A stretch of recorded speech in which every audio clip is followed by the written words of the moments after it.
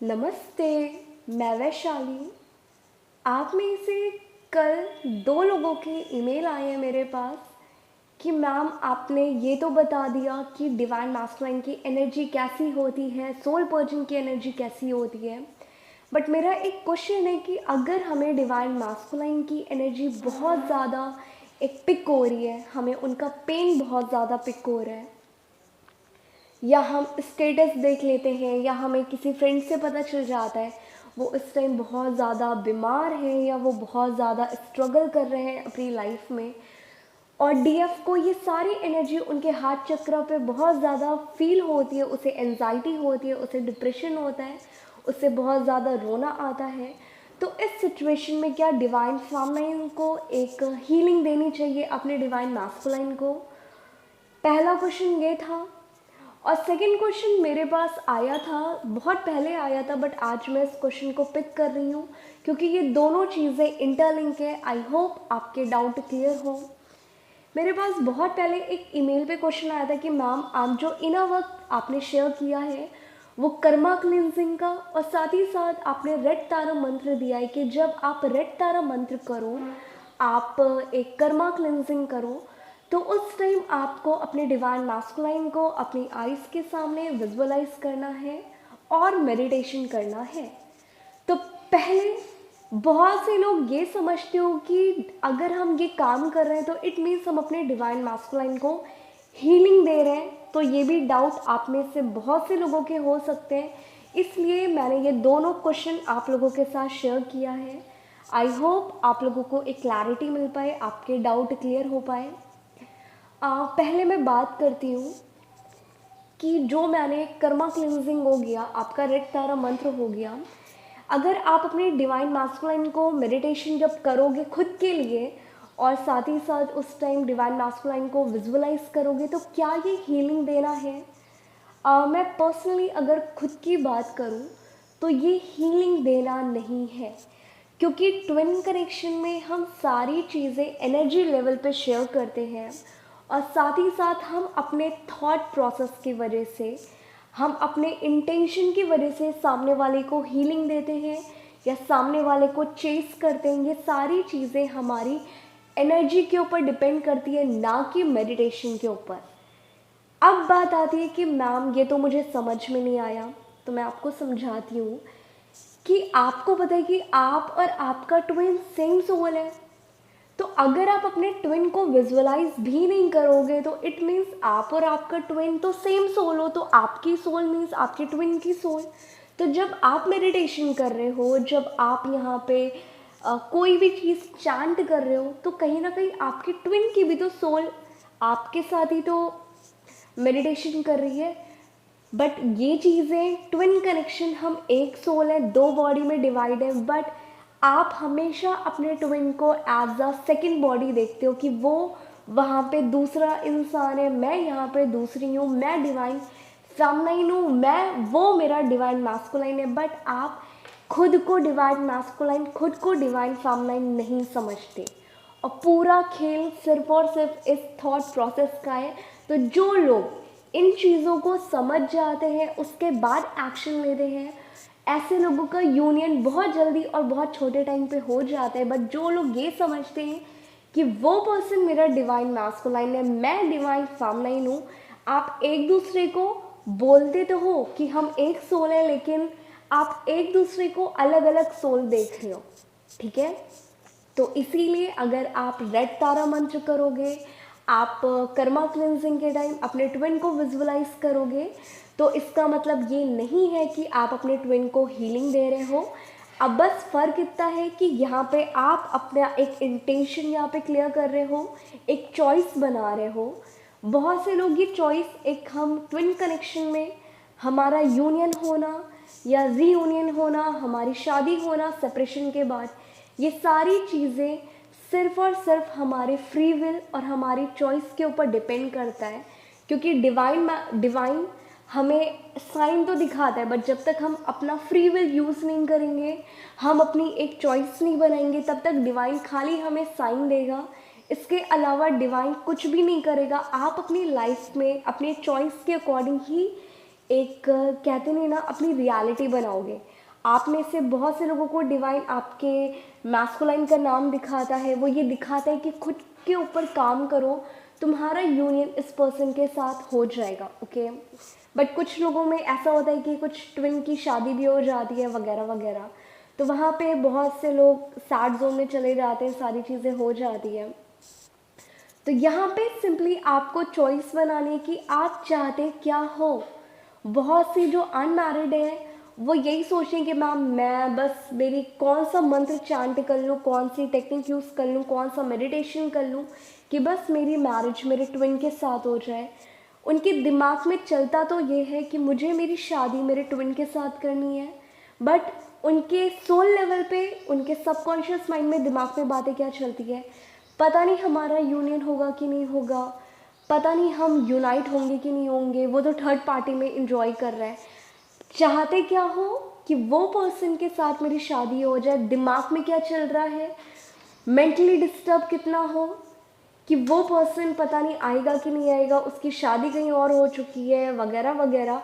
तो आपके थॉट, आपकी जो चॉइस है वो सेम है ही नहीं, और जब तक आपकी चॉइस क्लियर नहीं होगी आपकी रियलिटी तब तक चेंज नहीं होगी। इसीलिए मैंने दो चीज़ें आप लोगों के साथ शेयर की थी, क्योंकि ट्विन कनेक्शन में लॉ ऑफ अट्रैक्शन काम करता है, बट साथ ही साथ आपको अपनी हीलिंग भी करनी पड़ती है। इसीलिए मैंने अपना जुगाड़ जैसे मैंने किया था, तो मैंने कर्मा क्लिनजिंग में भी एक लॉ ऑफ अट्रैक्शन को भी, एक चॉइस को भी एक प्रायोरिटी बना के, और साथ ही साथ हीलिंग भी कर ली थी। और ऐसे ही रेड तारा मंत्र भी मैंने चॉइस बनाई, चॉइस बनाने के साथ साथ मैंने खुद की भी हीलिंग कर ली, साथ ही साथ डिवाइन मैस्कुलाइन की भी हीलिंग कर ली।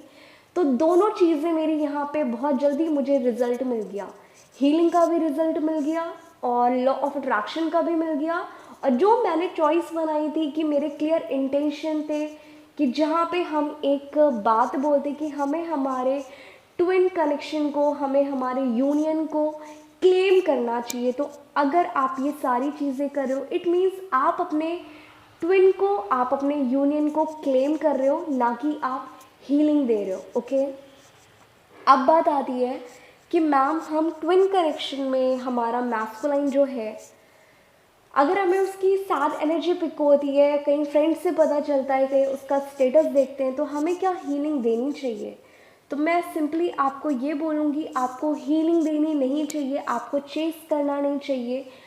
आपका ओनली एंड ओनली मोटिव ये होना चाहिए कि अगर आपको उनकी एनर्जी पिक हो रही है, आप एक इंसान हो, अभी आप बहुत अच्छे लेवल पे, आपने इनर वर्क नहीं किया, अभी आप बहुत ज़्यादा हाई वाइब्रेशन पे नहीं हो, तो उस टाइम ओनली आप उस इमोशंस को फील करो, ना कि उस टाइम निगेटिव थॉट और ओवर थिंकिंग करो कि पता नहीं उसकी लाइफ में क्या हो रहा होगा, पता नहीं उसकी कार्मिक उसके साथ क्या कर रही होगी, पता नहीं वो कितना ज़्यादा सैड है। क्योंकि मैं अगर बात करूँ, जब आप बहुत छोटे बच्चे थे, आपने पहले गिरना सीखा, गिरने के साथ आपको चोट लगी, फिर आप स्ट्रॉन्ग बने। अब अगर आपको चोट लग जाएगी तो आप बहुत ज़्यादा रोगे नहीं, क्योंकि आपको पता है कि ये एक पार्ट है, एक लाइफ का पार्ट है, और ये सारी चीज़ें होती रहती हैं। तो अगर आपके पेरेंट्स ने इतना ज़्यादा आपको ओवर प्रोटेक्ट करने की कोशिश की होती, तो क्या आप इस पेन को अपनी लाइफ में कभी सीख पाते, आप एक स्ट्रॉन्ग पर्सन, एक स्ट्रॉन्ग ह्यूमन फिजिकल लेवल पे हो पाते, फिजिकली मेंटली नहीं।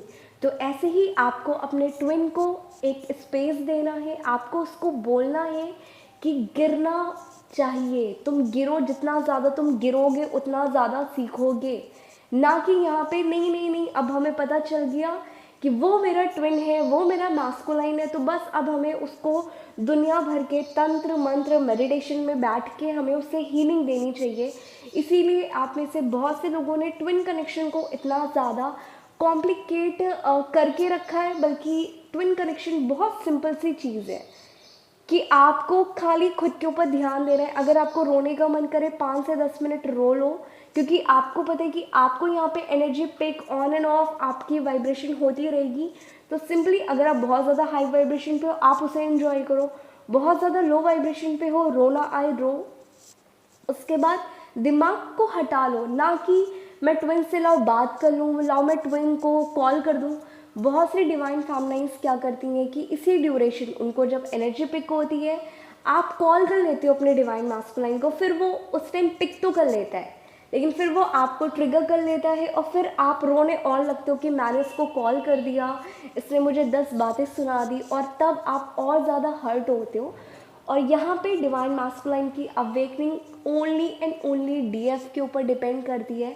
तो जितनी जल्दी आप अपने डिवाइन मास्कुलाइन को डिवाइन मास्कुलाइन की एनर्जी से, डिवाइन मास्कुलाइन की हीलिंग से दिमाग हटा लोगे, वहाँ पे डिवाइन मास्कुलाइन अवेकन हो जाएगा। क्योंकि जब डिवाइन मास्कुलाइन ने आपको सोल शॉक दिया, आपको पेन दिया, आपके सामने डार्क नाइट ऑफ सोल आया जहाँ पे आप भी डिप्रेशन में थे, वहाँ पे आपने तो, आपके डिवाइन मास्कुलाइन ने तो आपको कोई भी हीलिंग नहीं दी थी वहाँ पे बैठ के, ना उसने आपको कॉल कर लिया था, कुछ भी नहीं किया था, बट आप यहाँ पे खुद ब खुद आप हील हुए, आपको ट्विन कनेक्शन के बारे में पता चला, आपकी अवेकनिंग हुई और आप यहाँ पे अपने ट्विन की एनर्जी अब पिक करने लगे।